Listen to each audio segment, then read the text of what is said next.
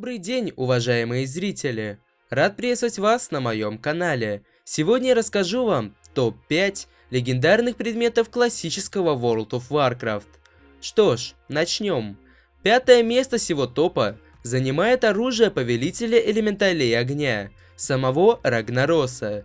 Сульфурас – рука Рагнароса. Оружие довольно-таки красочно, как и остальные легендарные предметы, но все-таки на данный момент его куда проще получить, чем все остальные. Для его создания требуется легендарное око Сульфураса, которое падает с Рагнароса в огненных недрах. И по моему мнению, цепочка квестов на получение Великого Молота куда уступает его конкурентам. А историю данного молота вы можете посмотреть на моем канале, или же нажать на аннотацию, которую видите на экране. А мы переходим к следующему легендарному предмету, который расположился на четвертом месте данного топа. Четвертое место занимает одноручный меч, Громовая Ярость, благословенный клинок Искателя Ветра. Меч имеет очень красивую анимацию шаровой молнии в центре клинка, что делает его довольно-таки красивым.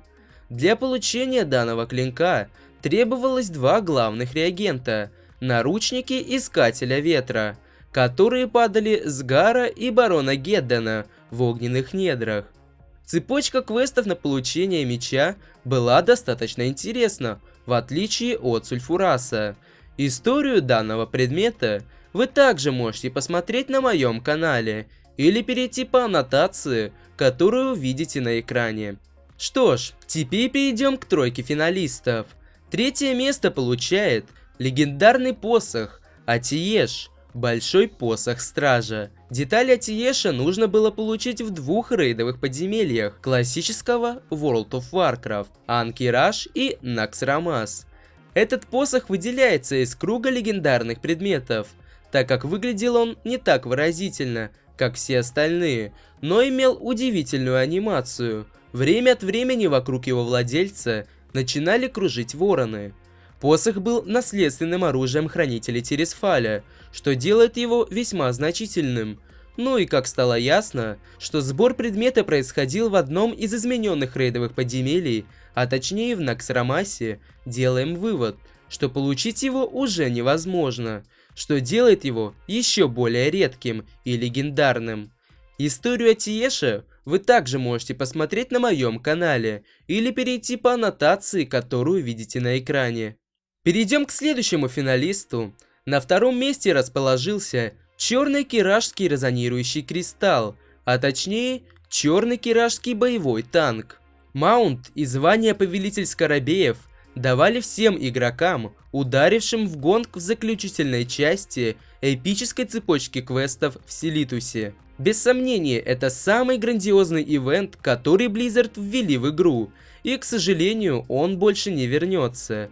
Последним русским сервером с закрытыми воротами Анкиража был Ткач Смерти. После этого все новые сервера стартовали уже с открытыми воротами. В патче 3.2 квестлайн окончательно был убит, все офицеры и коменданты были удалены из столиц, и на их месте теперь стоят мейлбоксы. И первое место данного топа занимает по-настоящему легендарный предмет – талисман соединения осколков, который выпадал один раз за всю историю World of Warcraft. В один день одному человеку и один раз. Изначально Blizzard не предполагали существование данного предмета на живых серверах, однако талисман все-таки выпал 23 марта 2005 года, спустя 4 месяца после запуска игры, гильдии Нурфет на американском сервере Архимонд. Когда Нурфет выбили талисман, они были очень удивлены увидеть легендарный предмет. Но больше всех, конечно, были удивлены Blizzard. Талисман был отдан игроку Ноктун, танку гильдии Нурфет. Сразу после выпадения талисмана он был удален из списка добычи Барона Геддена, но Blizzard все-таки сделали поблажку и позволили Ноктуну оставить предмет себе. Историю данного ожерелья вы также можете посмотреть на моем канале, или перейти по аннотации, которую видите на экране. На этом в принципе все. Надеюсь, видео вам понравилось. А если так, то вы можете поставить лайк этому видео и подписаться на канал. Всем хорошего ролла и до скорых встреч. До свидания.